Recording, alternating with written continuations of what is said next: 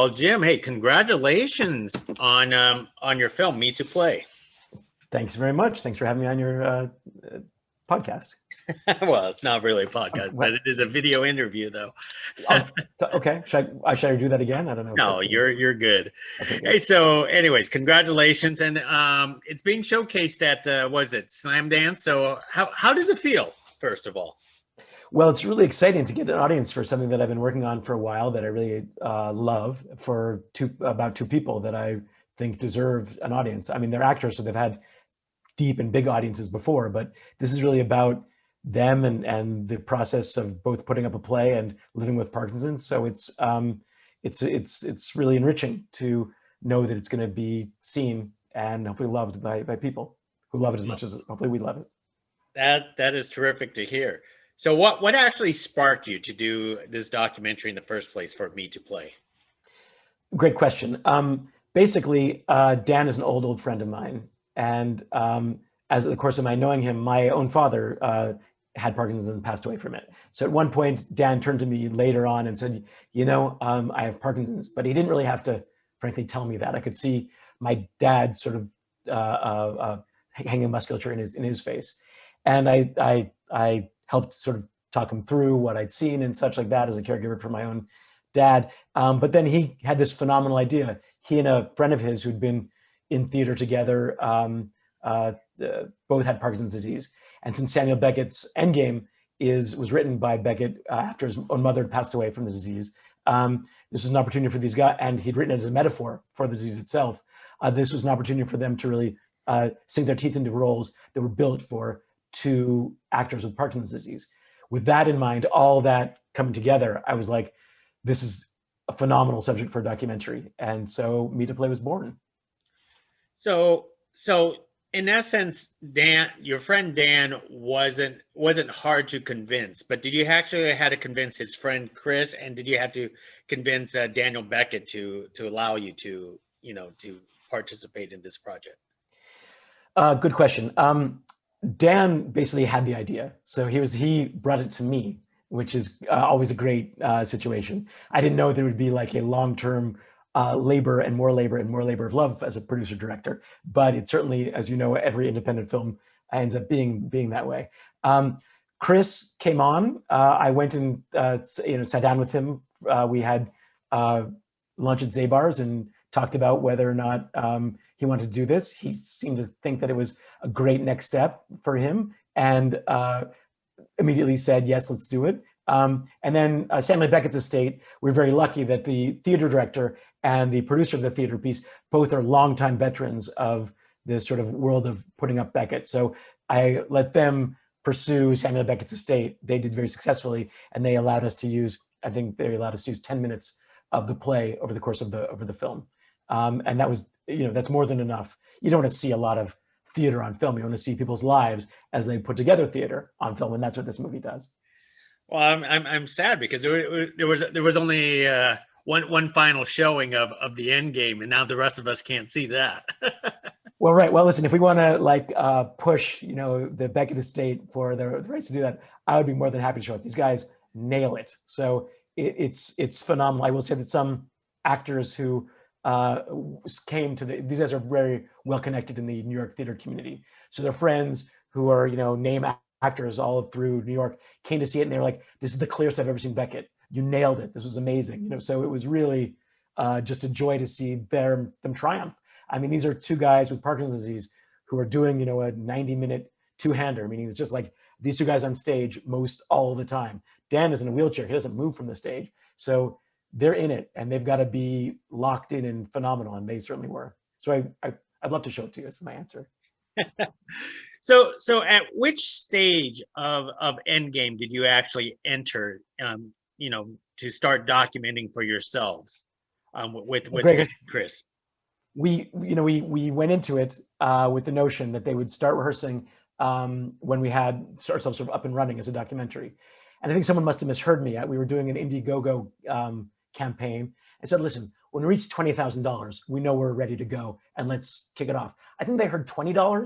It was literally like 25 minutes after we'd set up this fundraising, platform. They're like, great, we've got a space, let's go. And I'm like, so as a producer, I was juggling the director's job of putting this together, getting the crew and the team up and running, covering these guys, following them through their lives, while also doing the whole producing side of fundraising and all the other stuff that went with it. So from the start, we were there, but it was a little bit like, I had to sort of last through all the different parts as they came through. One of the things that's difficult about Parkinson's disease is some people could actually watch the changes, which your documentary started to basically show that. Did how did you actually cope the noticeable changes from start to finish with the two gentlemen during your documentary process? Well, it's a great question because we end at the Parkinson's Unity Walk in Central Park at the that's a year later, basically. So you really can see this deterioration in these two people with Parkinson's. That's exactly what the disease does, and it's difficult. There is some cognitive stuff that happens as you have Parkinson's. So putting up a play can be incredibly difficult. At the same time, the neurological aspects of Parkinson's are such that if you're given direction, as opposed to having to have your own direction, sometimes it's very easy to do as a Parkinsonian. If you're basically told, cross the room, you can do it, whereas to get up and cross the room can be hard. So the neurological brain stuff there is beyond my ken, but it's certainly something that's a big part of this movie and Life with Parkinson's. So how did you want to approach the directing? Because obviously you want to be a fly on the wall, but you also wanted to guide the story in a certain direction somehow, right?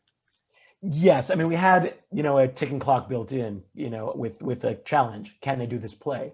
So as a director, I was following that, and that when you see the movie is far less of the story than I thought it might be initially. It turns out it's basically like a braid of three things. It's like a love letter to being an actor in New York.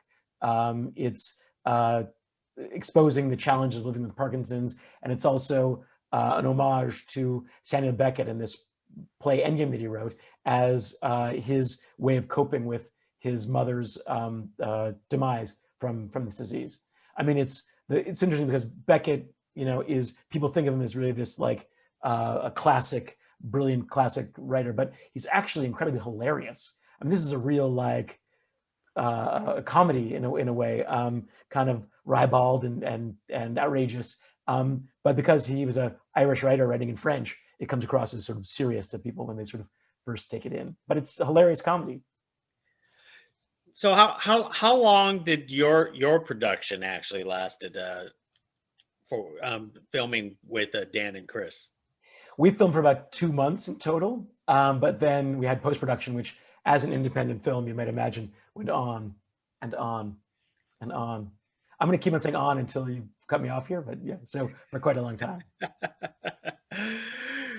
So one of the things that for us audiences that actually watch like a documentary like this is just trying to figure out, why is Dan and Chris doing all of this? Were they afraid? Was it just their passion? I mean, what's going on that you actually discovered through those 2 months? I discovered that those are great analyses from you. It's both. This is this passion, this thing that they've done their whole lives, that they thought they would do forever, literally like die with their boots on, basically backstage somewhere. And instead, it's being stolen from them by Parkinson's. I mean, Parkinson's takes away every tool that an actor has. Your physiognomy, what can you do with your face and what can you do with your body? And then what can you do with your voice? So they were also deathly afraid because it also takes away this ability to like learn lines and process and such. So they face this challenge. I mean, this is an incredible act of bravery, I think, by these two guys, that they take this thing they love. They absolutely positively want to do it like they did at the height of their careers, because they both are terrific actors, but they don't want to be like seen as, oh, these guys with Parkinson's did this. They want to be seen as like, oh, here's the play brought to life. And that's the challenge that stoked a lot of fear in them, but it's one that they took on, grabbed by, the short hairs and pushed through. That's amazing, is because I think your film actually shows the frustration. Like it was very close on the brink of like giving up. Was there at any point that it was just going to end? For sure. I mean, Yes, yes, absolutely. I mean, the sort of crux of the end of the second act and the third act is a really uh, bad dress rehearsal, and it's the day before the show because they put their reputations, their careers, their lives sort of on the line here, and nobody wants to be humiliated. And the question of is can they rise to it? And the stuff you see at that point, where they're sort of brought back from the brink, is absolutely real. I mean, I was heartened as a filmmaker and ripped apart as a friend to live in that moment. But that moment was absolutely happening as it happened. Well, some of us are, not Broadway or off Broadway enthusiasts who's going to watch the documentary. Could you tell us what Endgame was all about, since we only got like a 10 minutes, you know, preview of this show? Sure, sure. It's a Beckett play about two characters. One, Ham, and they're Clove. Ham is in a wheelchair and is blind, can't move, and Clove can shuffle around as his servant. The stage is set like a skull, basically. There are two windows behind these guys, and Ham is in the center, sort of as the as sort of the king, if you were on the chessboard. But this skull suggests: are we in the head of someone with Parkinson's, or are we in some other place, some Beckettian place, where outside is what Beckett calls the other hell, and inside maybe is a place of safety. At the same time, they go through this this vaudevillian routine of repetitive sorrow as they live out the end of their life. But is it the end? It's called Endgame, but because it's Beckett, we're never quite sure. At the same time, there are these, I call vaudevillian because there are these set pieces where, for instance, Clove decides that he may have the last flea in all of humanity in his pants, and he's got to like use a insect killer, spray thing like Elmer Fudd might, to try to kill it and such like that. There's a fight with a stuffed dog and such like that. So Beckett throws in as much hijinks as possible to get to the absolute root of what it means to be a human with this, suffering through this. He makes the point in this play that there's nothing funnier than unhappiness, and I think that this movie really proves it. I think absolutely it did. Now, since you were the one that was filming and witnessed the play, did everything go as smoothly as it indicated in your film? Because obviously it was a standing ovation. When it came to doing the play, actors, those butterflies are a motivating factor. I mean, if when the audience comes in, stuff happens. There's a magic that occurs. I am also not a denizen of Off-Broadway or Broadway or anything like that. I'm a filmmaker. But when push comes to shove, like a great athlete, a great actor will be like, this is my moment. I'm called to do my thing. Off I go. So even with Parkinson's, these guys absolutely did what they'd hoped to do, and brought it home. Excellent. And how are these two gentlemen doing today? Well, Parkinson's is a degenerative disease. So, it's a couple of years after we shot them doing the play, and it's continued to degenerate. I talked to them a good bit, certainly much more as we're in the festival circuit, which is great. But that basically was the the swan song for Dan's theater work. Chris is an incredible, anybody's still writing. Chris is an incredible translator of Chekhov and the like. He was working with Diane Wiest there, and you see in the movie in some Chekhov, and I think he's still doing that. But things, as Parkinson's continues, things slow down for these guys. Absolutely. Well, let me wrap it up with one more question with you, Jim. When audiences do actually get to check out Me to Play, what is the one most important take that you hope they walk away with after viewing your film? I think it's that when everything else gives way, what's left is soul. It's about heart and perseverance. And even if these guys can do this challenge that they face, then the challenges that we all face are manageable. And I think that certainly in pandemic times, when we're thinking a lot about disease, this is a real, a tale of putting your heart into something and then nailing it. Absolutely. Well, Jim, hey, it's been a pleasure speaking with you, and I think it's a delightful, touching subject and a moving film that you actually created. And once again, congratulations for going to show this at Slamdance soon. Thanks, Gig. Thanks for supporting us. I really appreciate it. Hey, not a problem. Next time, Jim. Great. Bye now.